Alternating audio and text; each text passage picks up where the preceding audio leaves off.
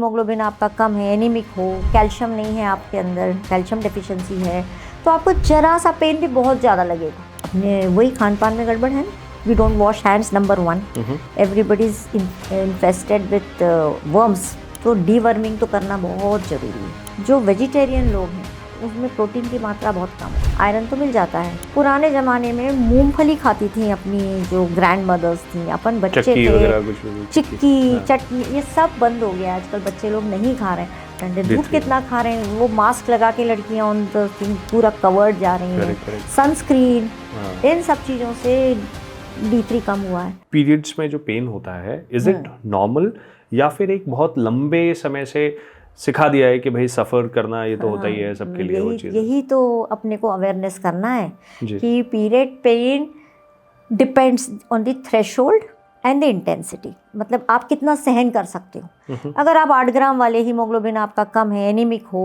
Calcium नहीं है आपके अंदर, कैल्शियम डेफिशिएंसी है, तो आपको जरा सा पेन भी बहुत ज़्यादा लगेगा। Okay. So that is a normal pain, but since you are not able to take it, दूसरा पेन होता है वो वाकई में तेज होता है। तो उसके साइन कैसे मालूम पड़ेगा आपको? आप प्रोजेक्टाइल वॉमिटिंग होगी, पेन ज़्यादा होता है ना जब सहन नहीं होता, तो then you naturally vomit. Secondly, आप unable to do your daily course, like school नहीं जाती लड़कियाँ, स्कूल मिस करना पड़ता है, या हेवी आ रहे हैं पीरियड्स, क्लॉट्स आ रहे हैं, so that is not normal. Normal periods regularly आएंगे, 2 to 3 डेज रहेंगे, एंड थोड़ा डिस्मेनोरिया ज़रूरी है। यू नो वाई डिस्मेनोरिया, दर्द ज़रूरी है? Because they are ovulatory pains. Ovulatory pains मतलब आपका अंडा है आपके अंदर, जो दर्द नहीं होता साइकिल में वो एनओव्यूलेटरी साइकिल्स होती है। एनओव्यूलेटरी मतलब उसमें अंडे नहीं निकलते। तो दैट इज़ ऑल्सो बैड। थोड़ा पेन ज़रूरी है, बहुत ज़्यादा, डिपेंडिंग ऑन योर सहन शक्ति एंड वाकई में प्रॉब्लम। तो इसलिए अपने को जब प्रोजेक्टाइल है और स्कूल मिस हो रहा है तो उसको इन्वेस्टिगेट करिए, बिल्कुल ज़रूरी है। Because there is one very scary thing which is nowadays common, पहले होता नहीं था इतना, एंडोमेट्रियोसिस। What is it? वो एंडोमेट्रियोसिस में क्या होता है, सबसे कॉमन चीज़ प्रेजेंट करता है वो चॉकलेट सिस्ट ऑफ ओवरी। आजकल अल्ट्रासाउंड के हमारे it is very easily diagnosed कि आपके चॉकलेट जैसा ब्लड फिल्ड होती हैं, वो सिस्ट बन जाती है दोनों तरफ, that is chocolate cyst of ovary, वो एंडोमेट्रियोसिस। एंडोमेट्रियोसिस मतलब क्या? यूट्रस की लाइनिंग को बोलते हैं एंडोमेट्रियम, अंदर की लाइनिंग। नॉर्मली जब पीरियड आता है तो वो एंडोमेट्रियम शेड हो जाता है, सो that is a normal period. कई लोगों को एक्स्ट्रा यूट्राइन एंडोमेट्रियम होता है, ओवरी में थोड़ा सा एंडोमेट्रियल टिश्यू है, आपका स्कार है, कोई स्कार के ऊपर एंडोमेट्रियम चिपक जाता है, या आपके सर्विक्स, बच्चेदानी के मुंह के ऊपर अगर वो उस एंडोमेट्रियम इधर आ गया, तो एक्टोपिक एंडोमेट्रियम जो जगह नॉर्मल नहीं है, अब नॉर्मल जगहों पे कलेक्ट होता है, उसको बोलते हैं एंडोमेट्रियोसिस। और ये अगर सर्विक्स में है तो बहुत पेनफुल है, तो सर्विक्स इज द माउथ, वहाँ सबसे ज़्यादा पेनफुल होता है। So this can not be overlooked.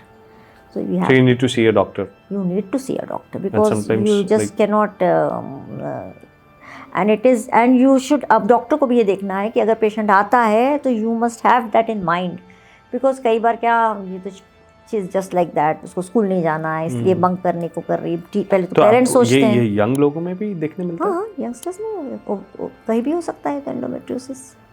Okay. Yes. How much pain is too much pain? Like I told you, pain that disrupts your normal life, that is too much pain. Secondly, it makes you restless. Have you ever come across not only this pain, biliary colic, आपके पेट में gall bladder में stone है, पित्त की थैली, you have seen renal colic, kidney pain, जब, तो it is like that, colicky pain. Okay. So that is too much pain, and it usually starts with चक्कर and vomiting. Okay. तो ये रेगुलर पेन्स होते हैं या फिर से पीरियड्स में हमें पेन एक्सपीरियंस होते हैं? पीरियड्स में पेन नॉर्मल चीज़ है, मैंने जैसे बोला, ओव्यूलेशन के लिए पेन होना चाहिए जी। बट आपकी अगर एनीमिया है, कैल्शियम डेफिशिएंसीज है, डी डेफिशिएंसीज है, या कोई इन्फेक्शन है, तो वो पेन एबनॉर्मल है। तो वो पीरियड में पेन तो होता ही है। किसी किसी को प्री मेंस्ट्रुअल सिंड्रोम होता है, मतलब पीरियड आने के पहले ही they start get to feel कि कुछ लेथार्जिक हो जाएंगी, ब्लोटिंग फील होगी, that is premenstrual tension, water collects हो जाता है, breast heavy, all this is normal. Okay, but it is normal, but sometimes like I told you ना कि एनीमिया अगर ज़्यादा है तो उसको इंटेंसिटी ज़्यादा होगी पीएमटी की। नॉर्मल हर एक को प्री मेंस्ट्रुअल टेंशन नहीं होता। मैम क्यों ऐसा है इंडिया में ज़्यादातर वीमेन एनीमिक है? अपने वही खान पान में गड़बड़ है ना, we don't wash hands, number 1, everybody is infested with worms, तो डीवर्मिंग तो करना बहुत ज़रूरी है विमेन के लिए, विमेन के लिए, चिल्ड्रन के लिए, एवरीवन। हम तो था गवर्नमेंट सेक्टर में, यहाँ पे क्या अपन डॉक्टर के पास जाते हैं तो आप स्पेशलिस्ट के पास जाते हैं, उसका ट्यूबुलर विजन होता है बिल्कुल, पर आप एक जीपी के पास जाओगे तो आप जीपी आपको हमेशा वो देगा डीवर्मिंग। प्लस पेट्स हैं आपके घर में आजकल, बच्चे हैं, अपन हैं, सो हैंड वॉशिंग अपन ने कोरोना के बाद काफ़ी कम हो गया because people are now washing hands. But number 1 कारण यही है हुकवर्म। दूसरा कारण ये है कि जो अपने को एनीमिया होता है, व्हाट इज हीमोग्लोबिन की कमी बोलते हैं हम जी। What is haemoglobin? Haem and globulin. No haem part तो आयरन से ठीक हो जाता है, व्हाट अबाउट ग्लोबुलिन?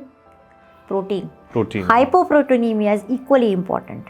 आपने आयरन की गोली खाई और साथ में अगर प्रोटीन नहीं खाया, जो एग ईटर्स हैं, अंडा है, नॉन वेज, उनको इतना नहीं है। जो वेजिटेरियन लोग हैं उसमें प्रोटीन की मात्रा बहुत कम है, आयरन तो मिल जाता है। Iron, and you have to differentiate iron and folic acid. Folic acid is different, iron is different. So there is iron deficiency anemia and there is folic acid deficiency anemia also, and there is B12 anemia. So we have to do typing of the anemia also. Okay. खाली haemoglobin करने से आप कभी या CBC करा लिया, जब आपके मालूम पड़ा आपको एनीमिया है और आपका एनीमिया ठीक नहीं हो रहा, then go in for typing of the anaemia. Sickle cell है, ये है, accordingly some people vitamin B12 and calcium. अगर आप रैंडमली किसी के कोई भी जाके रिपोर्ट कराएगा मैम, उसको डेफिशिएंसी 100% निकलेगा. तो B12 डेफिशिएंसी इसीलिए आ रही है ना, जबकि B12 डेफिशिएंसी इतनी इजीली करेक्ट होती है. पुराने ज़माने में मूंगफली खाती थी अपनी जो ग्रैंड मदर्स थी, अपन बच्चे थे, चिक्की, चटनी, ये सब बंद हो गया आजकल, बच्चे लोग नहीं खा रहे हैं. सो मूंगफली is very good source of B12. Then B12 के लिए सारे स्प्राउट्स खाइए. देन B12 के लिए अंडा तो है ही सबसे अच्छा, लेकिन अंडा अगर नहीं खाते, नॉन वेजिटेरियन है, तो आप B12 का ध्यान रखना बहुत ज़रूरी है. B12 फर्टिलिटी में भी बहुत काम का है. एंड D3 भी आप बोल रहे हो कैल्शियम, बट D3 भी इम्पॉर्टेंट है. धूप कितना खा रहे हैं, वो मास्क लगा के लड़कियां ऑन द थिंग पूरा कवर्ड जा रही हैं, सनस्क्रीन, इन सब चीज़ों से D3 कम हुआ है. क्या मैम सनस्क्रीन से भी आपको हार्मोनल इम्बैलेंसेस जैसी कोई चीज़ हो सकती है? D3 से होगा ना. D3 क्या करता है? विटामिन D क्या करता है? आपका मेटाबॉलिज्म फिक्स करता है. It slows down your metabolism. आप वो लेयर बना दे रहे हो कि D3 बॉडी में अब्जॉर्ब ही नहीं हो रहा है. स्किन से तो होगा ना. How is it? Sun rays skin से जाता है लिवर से जाता है अपने बॉडी, अपन एब्जॉर्ब कर लेते हैं. So that is how the vitamin D का सर्कल है. दूसरा, ओजोन लेयर एटमॉस्फेयर में भी गड़बड़ हो गई है. जो D3 पहले मिलता था, I think that is not correct, है ना.